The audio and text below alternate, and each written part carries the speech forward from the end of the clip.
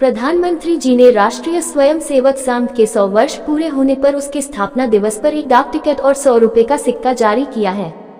इस संबंध में रामवरण गौतम, वरिष्ठ नेता कांग्रेस एवं पूर्व चेयरमैन उत्तर प्रदेश कांग्रेस कमेटी अनुसूचित जाति विभाग ने हमारे चैनल के माध्यम से क्या बताया, आइए हम आपको दिखाते हैं। गौतम जी, देश के प्रधानमंत्री जी ने राष्ट्रीय स्वयंसेवक संघ के 100 वर्ष पूरे होने पर उसके स्थापना दिवस पर एक डाक टिकट और 100 रुपए का सिक्का जारी किया है। इस संबंध में आप हमारे चैनल के माध्यम से क्या कुछ बताना चाहेंगे? देखिए, मैं मानता हूँ कि माननीय प्रधानमंत्री जी ने आरएसएस के 100 साल पूरे होने पर ये जो आप बता रहे हैं 100 रुपए का सिक्का और डाक टिकट जारी किया है। बड़ी खुशी की बात है, जारी करना भी चाहिए, देश के प्रधानमंत्री हैं। लेकिन मैं ये जानना चाहता हूँ कि आरएसएस के 100 साल पूरे होने पर देश के संविधान से क्या मतलब है। आरएसएस जो है वो एक एनजीओ है, जैसा कि देश के प्रधानमंत्री माननीय मोदी जी ने अभी 15 अगस्त के दिन कहा था कि राष्ट्रीय स्वयंसेवक एक एनजीओ है, यानी नॉन गवर्नमेंट ऑर्गेनाइजेशन, वो एक निजी संस्था है। मैं ये जानना चाहता हूँ कि एक तरफ तो 100 के सिक्के पर जो 100 का सिक्का जारी किया है इन्होंने, उस सिक्के के ऊपर अशोक का स्तंभ है, अशोक की लाट है एक साइड, और एक साइड उन्होंने आरएसएस का जो उसमें दिखाया है, छाप दिया है। ये किस लिए छापा है? आरएसएस का क्या मतलब है भाई उन्होंने देश के लिए कौन सी कुर्बानियाँ दी, या देश की आज़ादी के लिए?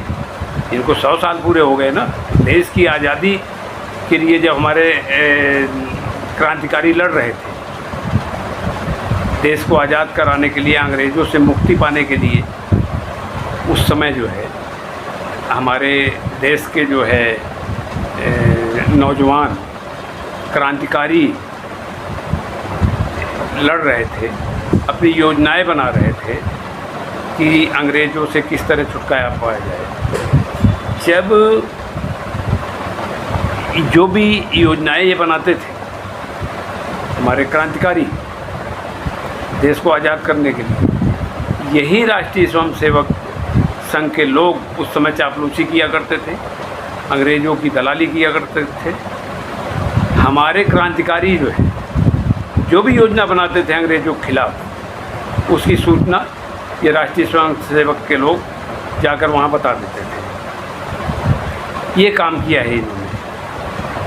तो और जब से देश आज़ाद हुआ है, मान लीजिए पहले का छोड़ दीजिए, देश की आज़ादी के बाद भी इनका कौन सा देश के लिए योगदान है?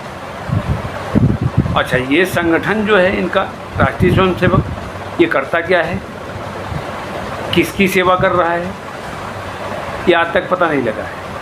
राष्ट्रीय स्वयंसेवक संघ एक हिंदू संस्था है, वो हिंदुत्व को एकत्रित करने के लिए, एकजुट करने के लिए ये संस्था बनाई गई है। चलो हम मान लेते हैं, लेकिन उन्होंने देश के लिए किया क्या है? देश की आज़ादी के लिए कुछ नहीं किया, देश के विकास के लिए कुछ नहीं किया। तो इनको, देश के प्रधानमंत्री हैं, तो खुद सोचना चाहिए कि आप जो है राष्ट्रीय स्वयंसेवक को उसमें क्यों दर्शा रहे हो? सिक्के के अंदर भारत सरकार का जो सिक्का है उसके अंदर दर्शाने की क्या ज़रूरत है भाई? आप दुनिया भर की जांचें करा रहे हैं, राष्ट्रीय स्वयंसेवक की जांच कराई कभी नहीं आपने? अगर वो एनजीओ है तो उसकी कभी जांच हुई? उसके पास फंड कहाँ से आ रहा है, पैसा कौन कौन दे रहे हैं उनको, नंबर 2 के पैसे हैं कि नंबर 1 के पैसे हैं? ये जांच कराई प्रधानमंत्री जी ने? नहीं कराई। अब उनके जो है कार्यालय अरबों रुपए में बन रहे हैं, करोड़ों अरबों में। इतना ही नहीं, आप जब सरकार में आए कहते हो आप लोग कि 70 साल हो गए कांग्रेस को सरकार चलाते।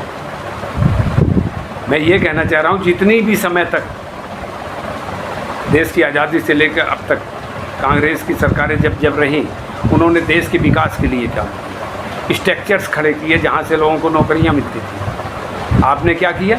आपने केवल अपने दोस्तों का ऋण माफ़ किया, कर्ज माफ़ किया, हजारों लाखों करोड़ रुपए जो कि देश की जनता को भरना पड़ रहा है टैक्स के रूप में। इतना ही नहीं, आपने जितने भी पीसीओ बनाए थे भारत सरकार ने, कांग्रेस की गवर्नमेंट ने, वो आपने सब प्राइवेट करना शुरू कर दिया। प्राइवेट करने के साथ साथ आपने रोज़गार की तरफ ध्यान नहीं दिया, रोज़गार सारे ख़त्म हो गए। आज नौजवान जो है नौकरी के लिए तरस रहा है। जो स्ट्रक्चर थे आपके सरकारी वाले, वो सब आपने अपने दोस्तों को दे दिया, प्राइवेट सेक्टर में डाल दिया। आखिर आप चाहते क्या हैं भाई?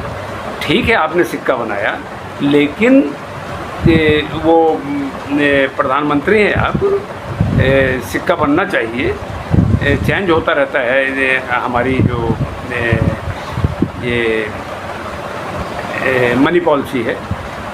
आप चालू किए ठीक है, लेकिन आपको राष्ट्रीय स्वयंसेवक को उसमें दिखाने की क्या ज़रूरत थी भाई? आप बता सकते हैं कोई योगदान दिया है उन्होंने देश के लिए। अगर योगदान दिया है तो दिखा दीजिए, कोई बात नहीं।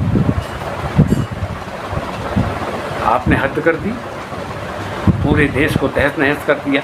आज देश के नौजवान त्राही त्राही कर रहे हैं, जहाँ वैकेंसियाँ भी निकल रही है वहाँ पेपर लीक हो जा रहे हैं। वो भी कहाँ पे? जहाँ बीजेपी की गवर्नमेंट है। लीक इसलिए हो रहे हैं क्योंकि आपके लोग जो है, बीजेपी के लोग चाहते हैं उन्हीं के लोग एडजस्ट कर लिए जाएं। हाई कोर्ट में अभी आपने जजों की नियुक्ति की, उसमें देख लीजिए किस तरीके से धांधली हुई है भाई। कहीं ओबीसी और एससी एसटी या अल्पसंख्यक को आप मौका देंगे कि नहीं? आप जो है जुडिशरी पे भी कब्जा किए जा रहे हैं। माननीय मोदी जी, माननीय प्रधानमंत्री जी, आपसे हमारा आग्रह है, अनुरोध है कि आप जो है देश की जनता के बारे में सोचिए, देश हित में काम कीजिए। कहीं ऐसा ना हो ये नौजवान बौखलाकर कोई उल्टा सीधा कदम ना उठा ले, अब वास्तव में आपको कहीं झोला ही लेके भागना ना पड़े। और आप झोला लेके भाग भी नहीं सकते हैं, क्योंकि ये देश के नौजवान जागरूक हो चुके हैं। आपके झोलों को चेक करेंगे, किस में आप क्या क्या लेकर जा रहे हैं, किसको किसको बांटे हैं, इस सब का हिसाब देना पड़ेगा माननीय प्रधानमंत्री जी। इसलिए आप कोई भी काम करिए, बहुत सोच समझ कर करिए। मैं फिर आपसे अनुरोध कर रहा हूँ कि देश की जनता जागरूक हो चुकी है, उनके रोज़गार की व्यवस्था कीजिए। चुनाव देखते ही आप पलटी मत मार दीजिए। जैसे अभी आपने बिहार में 75 लाख महिलाओं के लिए 10-10 हज़ार रुपये की घोषणा कर दी और दे भी दिए। भाई चुनाव आने पर ही क्यों दिए? इतने साल क्यों चुप थे आप? खैर, आपको समझाना बेकार है, क्योंकि आप तो अपनी मन की ही करेंगे, मन की बात सुनते हैं अपनी, किसी की सुनते तो है नहीं। लेकिन फिर भी मेरा आपसे आग्रह है, एक बार चिंतन कीजिए,